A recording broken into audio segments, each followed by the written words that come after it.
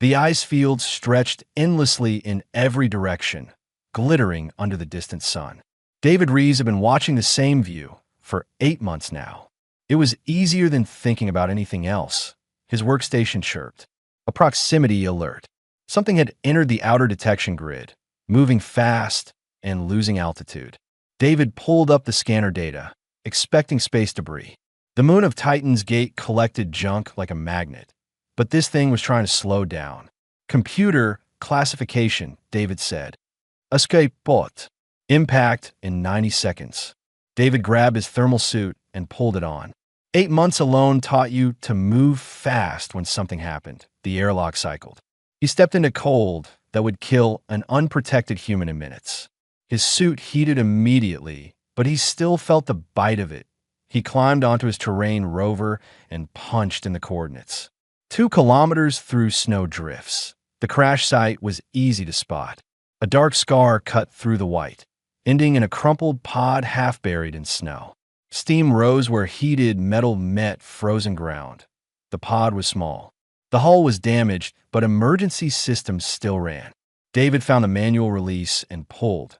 Inside, curled around a failing heat core, was something he'd never seen before. It was roughly the size of a large dog, covered in scales that shifted between blue and green. For legs, 2 small arms, a long tail wrapped tight, wings folded close, and a face that was unmistakably intelligent, twisted in pain and fear. A dragon. The creature's eyes snapped open. Gold, bright against the dim interior.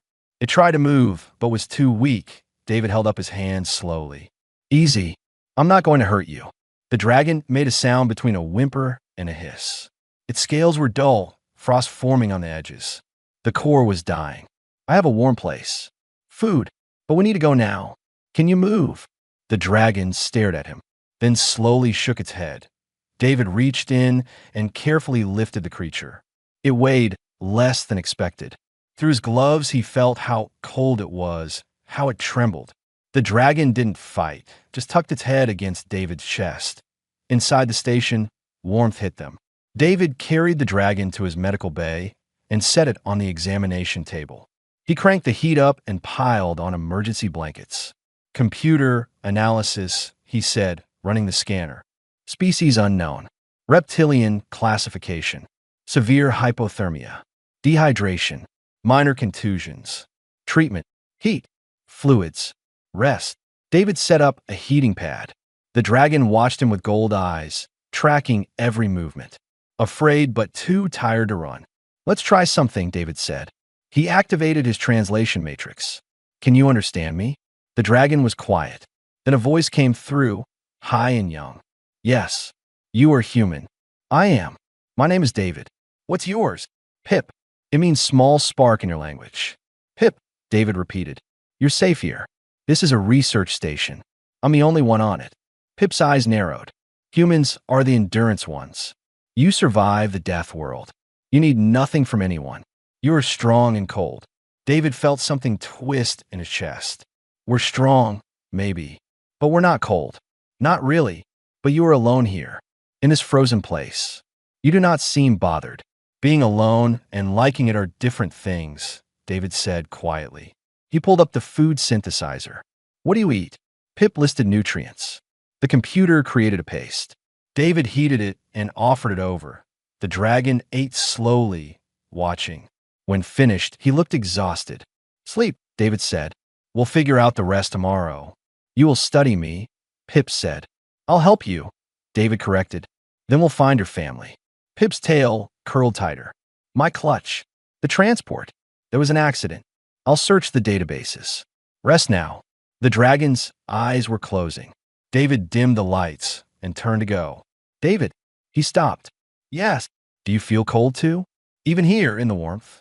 David looked back at the small dragon, alone and afraid and far from home. He thought about the empty halls, the messages he never answered, the cold that had nothing to do with temperature. All the time, he said. Then he left Pip to sleep. 3 days passed in careful routine. David checked on Pip every few hours. The dragon's color had returned, bright scales catching the lights. His temperature was stable. Physically, he was healing, But something else was wrong. Pip barely touched his food. He curled tighter each day instead of relaxing. His scales were losing their shine, even as his body temperature improved. The databases came back, David said during one check-in. Your family's transport did report an accident. 3 weeks ago, they recovered everyone. Pip's head lifted. Everyone. That's what the log says. They must have counted wrong. I've sent a message with your location.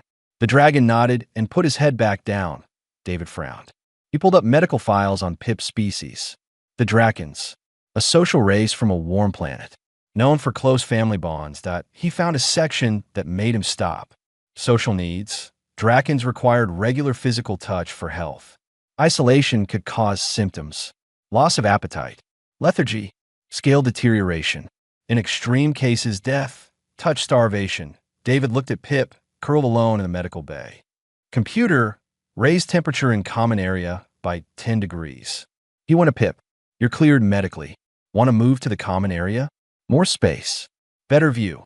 Pip's eyes opened. I am fine here. You're not eating. The change might help. I am not hungry. David crouched beside the table. Pip, I read about your species. I know what's happening. The dragon's tail twitched. You know I am dying? You're touch-starved. It's treatable. Not by you. Pip's voice was flat. My clutch. We sleep together. Eat together. We are never separate. Constant confirmation that we are not alone. I can help with that, David said. Pip laughed, bitter. You? You do not even touch yourself. I have watched you. You hold rigid. You maintain distance from everything. You are human. You endure isolation. David sat back. The dragon wasn't wrong. 2 years of walls. The idea of touch felt foreign. Dangerous, but Pip needed it to survive. Let me try, David said. I'm not good at this, but I can learn. Why? Pip's eyes were fierce despite his weakness. I am nothing to you. Because you asked me if I feel cold too, David said quietly. And I do. All the time. Maybe you don't know how to fix that for myself, but I can try to fix it for you. Pip extended one small arm, clawed hand opened. David's hand was shaking when he reached out. Their hands met. Pip's scales were warm, smooth. The dragon's claws rested gently against David's palm. Then Pip's fingers curled, holding on. Your heart is racing, Pip said softly. You are afraid. Yet, David admitted. Of me, of this. David didn't pull away. I haven't touched anyone in 2 years. He didn't finish. Pip didn't push. They sat there, hands connected. It is a start, Pip said finally. For both of us. David helped Pip move to the common area. The dragons settled on the cushioned bench. The view screen showed the ice fields, stars emerging. Over the next days, they fell into new patterns.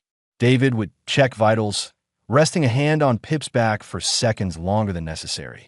When they ate together, Pip would brush his tail against David's leg, clinical. Controlled.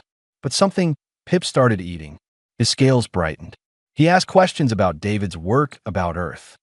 We adapt, David said when asked about Earth. It's what we do. But you adapt alone, Pip observed. Your stories are about individuals.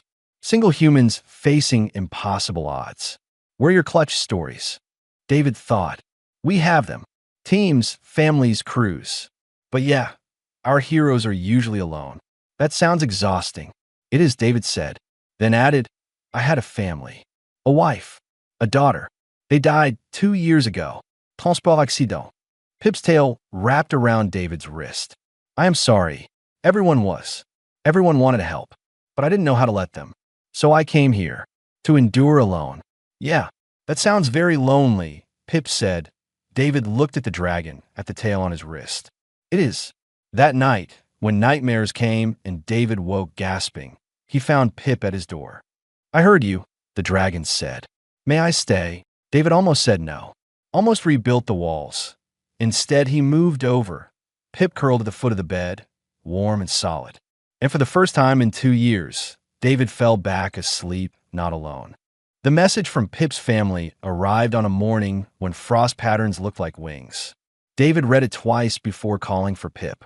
They responded, Your clutch. They're sending a ship. 3 weeks. Pip's wings fluttered. 3 weeks. You'll be home soon. The dragon nodded slowly. He should have been excited. Instead, he looked concerned, they'd fallen into rhythms over the past week. Pip would drape his tail over David's shoulders while the human worked. During meals, they sat close. At night, Pip slept at the foot of David's bed. Tea was helping. Both slept better. Pip's scales had full brightness. David talked more, sharing locked-away memories, but Pip watched him with increasing worry. "You hold yourself differently when communications come," Pip said during lunch. "Your shoulders rise. Your breathing changes." "Professional courtesy," David said. "Fear," Pip corrected. "You are afraid of them." "Not afraid. Uncomfortable." "Why?" David set down his fork. "Because they wanted to be okay. And I'm not. And I don't know how to explain that without making them feel like they failed." Pip tilted his head. "So you pretend to be okay and isolate further. And the cycle continues. When did you get so wise?" "I am observant. It is a clutch skill. We learn to read each other, to sense distress before it is spoken." Pip's tail twitched. "You are very distressed, David. All the time. But you have become skilled at hiding it." David walked to the window. The ice field stretched forever. "After the accident, everyone treated me like I might break. Every conversation was careful. Every look was pity. I couldn't stand it. I needed space where I could exist without performing grief. So you came to the most isolated posting. Seemed logical at the time." Pip joined him. "And now I have a dragon lecturing me about emotional health. I am observing." Pip leaned against David's leg. The contact was becoming natural. "In my culture, isolation is the worst punishment. We cannot survive it long." "Humans can survive it," David said. "We're good at surviving." "Surviving is not the same as living." Pip looked up. "You taught me that humans are the endurance ones. You face death worlds and persist. The galaxy admires this. But I think it is also your greatest weakness." "How so?" "Because you have learned to endure so well that you forget you do not have to. You think needing help makes you weak. So you endure alone and call it strength." David was quiet. Outside, a meteor streaked across the sky. "You're not wrong," he said finally. Over the next days, Pip pushed gently. When David tensed during calls, Pip would rest a claw on his hand. When David withdrew, Pip asked questions requiring real answers. "Tell me about your daughter." David froze. "Pip, you never speak of her. Or your wife. You mention them once, then seal the words away." Pip's eyes were gentle. "In my clutch, we speak of those who pass. We share memories. We keep them alive in stories. I just can't." "Why?" "Because if I start, I might not stop." David's voice was rough. "If I let myself remember, really remember, I'll drown in it." "You're already drowning," Pip said quietly. "You're just doing it alone." That night, David finally talked. About his wife's laugh. About his daughter's obsession with stars. About the last morning, ordinary and perfect, before everything ended. Pip listened, tail wrapped around David's arm. When David's voice broke, Pip didn't look away. When tears came, the dragon moved closer. "This is good," Pip said. "This is healing. It doesn't feel like healing. Healing hurts, but you are not alone in it anymore." Days fell into new patterns. David responded to messages with more honesty. "Having a rough day. Missing them today. Working on it." His colleagues responded with relief, support, their own struggles.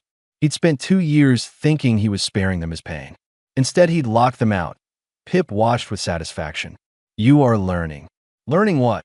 "That walls keep out pain, but they also keep out everything else."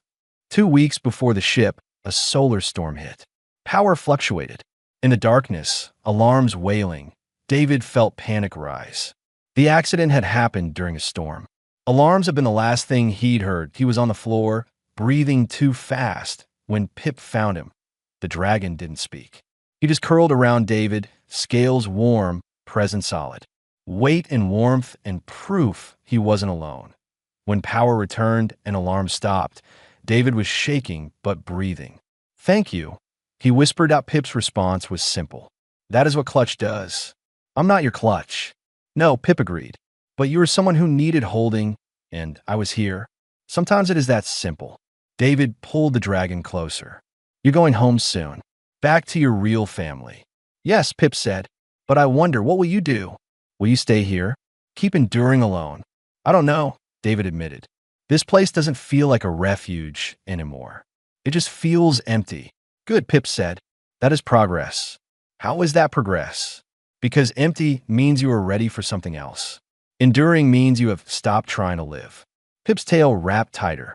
You taught the galaxy about survival, but you forgot to teach yourself about what comes after. And what comes after? That, Pip said, is what we figure out together. The sensor array failed when two of Titan Gate's moons aligned, creating gravitational pulls. David suited up without complaint. Just another repair. Pip watched him prepare. I could help. Too cold for you. Besides, this is routine. I'll be back in an hour. David. Pip's voice stopped him. Be careful. Something in the dragon's tone made David pause. I'm always careful. No, you're always competent. That is different. David cycled the airlock and stepped into the cold. The repair was not routine. A micrometeorite had punched through the housing, damaging circuits. David worked quickly, fingers clumsy in heavy gloves. The cold seeped in. Through his helmet display, he saw Pip watching from the window. The work took longer than expected. By the time David sealed the housing, his fingers were numb and his core temperature had dropped 2 degrees. The suit's warnings were insistent that he made it back and cycled through. Warmth hit him like a wall, but he was shaking. He got the helmet off before his fingers stopped cooperating. Pip was there, helping with catches. You are freezing. Just need a minute. David's teeth were chattering. The dragon got the suit off and herded David to the common area. Seat. David sat because his legs were shaking. He'd pushed too hard, stayed out too long. The job had seemed more important than staying warm. That was the problem. The job was always more important. Pip returned with every blanket. He piled them on, then climbed up and pressed himself against David's side, sharing heat. You will be okay, Pip said. David nodded. Too tired for anything else. You scared me, Pip said quietly. You do that a lot. Push yourself past safe limits. Tell yourself it is necessary. It's my job. Your job is to maintain the station, not at the cost of your safety. Pip's tail wrapped around David's arm.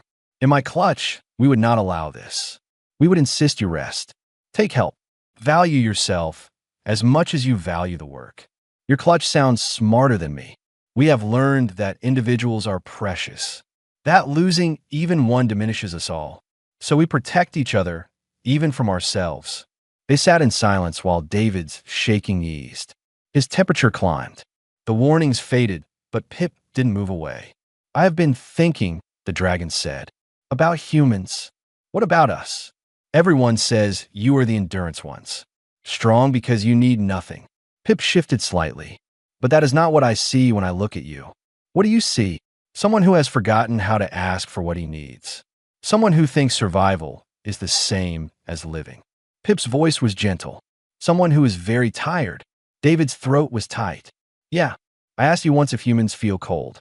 You said all the time. Pip looked up. I have watched you, David. You eat alone, sleep alone, work alone. You have built walls so high that even warmth cannot reach you. It's easier that way. Easier than what? Than letting people in and losing them again. So you chose to lose everyone slowly instead. That is not easier. That is just slower pain. David didn't argue because Pip was right. The dragon was quiet.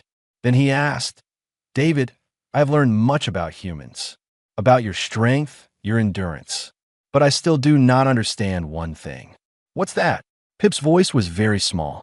Do humans need hugs too? The question hung in the air. So simple. So impossible. David's first instinct was to deflect, to rebuild the walls, to say he was fine, that he could endure, but Pip was pressed against his side, warm and real.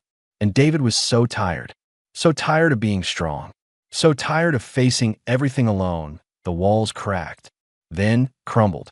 Yes, David whispered. It was barely audible, but it was the truth. Yes, we need hugs too. Pip didn't hesitate. His small arms wrapped around David. His wings folded around them both. His tail curled tight. And David, who'd spent 2 years holding everything together through will alone, finally let go. He didn't cry dramatically. But his breathing changed, and his hand shook, and he held onto this small dragon who'd seen through all his defenses. It's okay, Pip said softly. You do not have to be strong right now. I am here. David's arms came up slowly and returned the embrace. The dragon was warm and solid. Proof that he wasn't facing the darkness alone anymore. They stayed like that for a long time, until David's breathing steadied and the shaking stopped, and some of the weight he'd been carrying felt lighter. When they separated, Pip looked at him seriously. That was not weakness. Felt like it. No. Weakness is drowning alone when help is offered. Strength is admitting you need the help. The dragon's tail squeezed gently. You are very strong, David, but you do not have to carry everything yourself. David wiped his eyes. What did you get so wise? I have a good teacher, Pip said. He is teaching me that survival is possible. I'm teaching him that survival is not enough. The station felt different after that night. David couldn't explain how, but the walls seemed less oppressive, the silence less heavy. Pip noticed immediately. You are sleeping better. Am I? David checked his medical logs. The dragon was right. Deeper sleep, fewer nightmares. His stress markers were dropping. Yes, and you smile sometimes now. Small ones, but they are there. You keep track of my smiles. I keep track of everything. It is what Clutch does. Pip settled onto his usual spot, tail already reaching for David. We notice when those we care about are hurting, and when they begin to heal. David sat down, letting Pip drape across his lap. It had become natural. 1 week until your family arrives, David said. Yes. Pip's tone was complicated. You don't sound excited. I am excited to see them. I have missed my Clutch terribly. Pip's claws kneaded gently. But I worry about you. What happens when I leave? Will you go back to how you were? I don't think I can, David admitted. You've kind of ruined isolation for me. Good. That was my intention. They've fallen into new rhythms that felt like friendship. Pip would curl against David while he worked. During meals, they talked about everything. Pip's childhood, David's memories of Earth, cultural differences. In my Clutch, we have a saying, Pip mentioned one evening. Alone, we are strong. Together, we are unbreakable. That's good. Humans need a saying like that. All your sayings are about individual strength. Stand alone. Be independent. We have sayings about teamwork, David protested. Yes, but about accomplishing tasks. Not about emotional support. Not about simply being together. Pip's tail twitched. I think humans are afraid of needing each other. David thought about that. Maybe. We don't want to be burdens. But everyone needs help sometimes. That is not being a burden. That is being alive.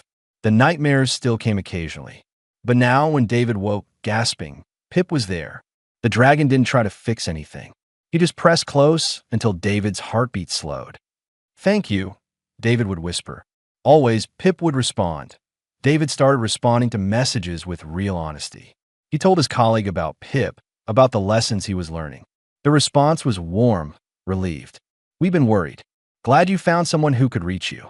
He video called his sister for the first time in 18 months. She cried when she saw him. You look better, she said. Thinner, but better. Like you're actually there instead of going through motions. I had help, David admitted. Pip waved from his shoulder. His sister laughed through tears. Only you would adopt a dragon. I didn't adopt him. He crash-landed. Sure, keep telling yourself that. After the call, Pip studied David. That was hard. Yeah, but good hard. Does that make sense? Perfect sense. Healing is not comfortable. It is necessary. 5 days before the ship arrived, David made a decision. He recorded a message requesting a transfer. Not to another isolated post. Somewhere with people. Somewhere he could practice Pip's lessons. You are leaving. Pip's ears perked. Eventually. After your family picks you up. But yeah, I'm leaving. Where will you go? I don't know yet. Somewhere I can be useful, but not alone. Maybe one of the research colonies. Pip's whole body vibrated with pride. That is very brave. It's terrifying. Yes, that is why it is brave. Bravery is not the absence of fear. It is acting despite fear. They spent the remaining days preparing for separation.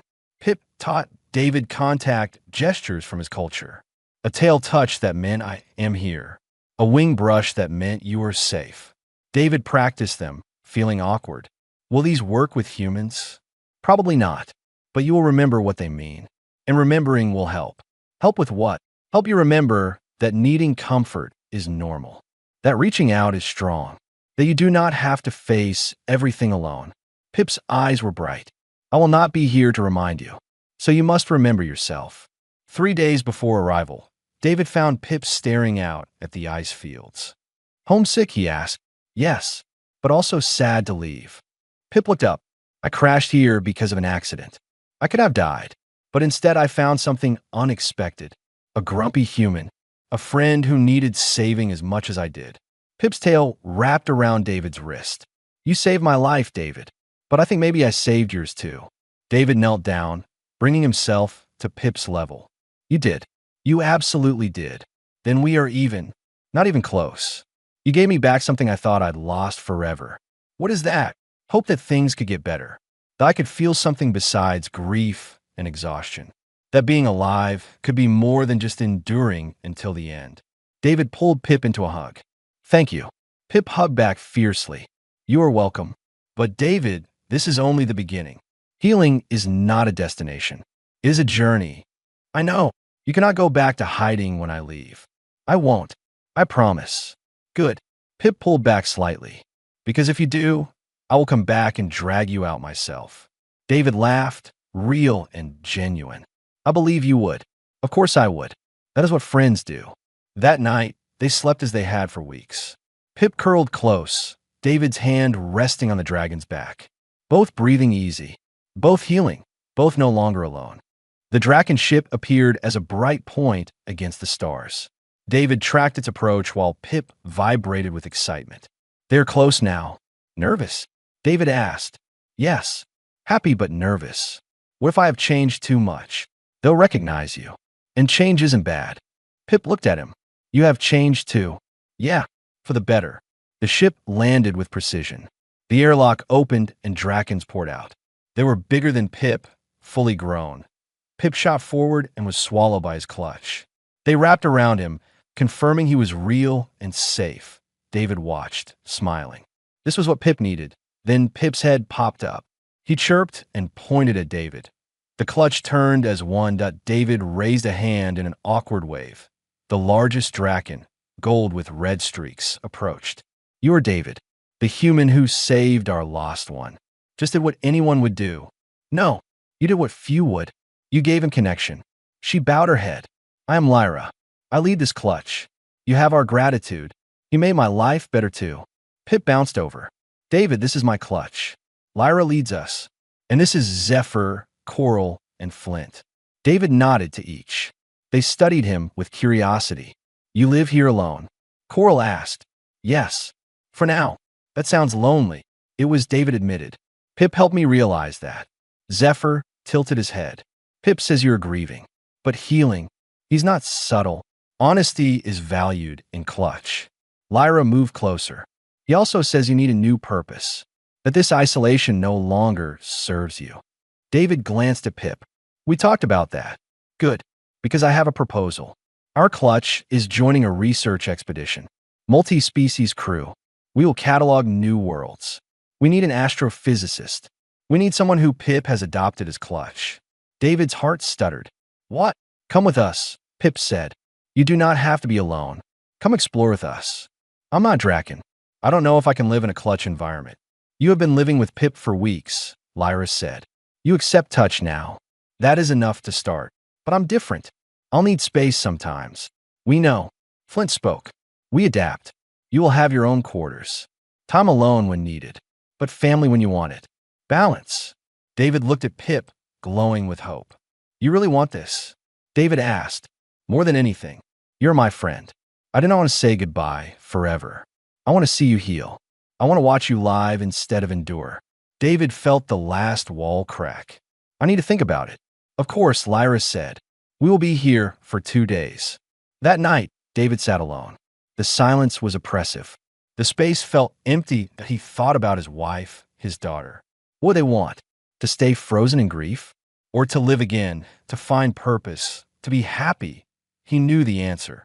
The next morning, David found Lyra. I have conditions. Name them. I get my own space. I contribute skills, but I'm not a pet. And if this doesn't work, I get transport back. No hard feelings. Agreed.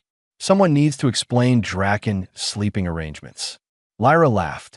We sleep in piles, but you may sleep alone if needed, or with just Pip. We adapt. David took a breath. Okay, I'm in. Pip tackled him. Yes, you will not regret this. I better not. You are not leaving your life behind. Pip corrected. You are leaving behind the half-life you built from grief. You are choosing to live. 2 days later, David stood in his empty quarters. He'd packed everything that mattered. 2 bags. Pip waited. Ready. David looked at the station that had been his prison and refuge. Then at the dragon who'd taught him that needing help wasn't weakness. Yeah, I'm ready. They walked to the ship, Pip's tail wrapped around David's wrist. The gesture meant, I am here. David squeezed back. I know. The clutch waited. When David approached, they gave him space. But Lyra extended a wing in welcome. David stepped aboard. The ship was warm and bright. His quarters were comfortable. Pip appeared. How is it? Good. Strange, but good. You will adapt. We are. David smiled. Thanks, Pip. For everything. Thank you for saying yes. Both times. Both times. When I asked if humans needed hugs too. And when I asked you to come with us. Pip's eyes were bright. You chose to live. David pulled the dragon into a hug. Best decision I ever made. As the ship lifted and jumped into space, David watched Titan's gate shrink. He'd arrived broken and alone. He was leaving healing and surrounded. Pip settled against his side. Where are we going first? David asked. The Andera system. Unexplored. Potentially habitable planets. Sounds perfect. It will be. Life is better when you do not face it alone. David looked at his friend, his clutch, his new family. For the first time in 2 years, the cold inside him was gone, replaced by warmth, by hope, by knowing he didn't have to endure anymore, that he could live, and that made all the difference.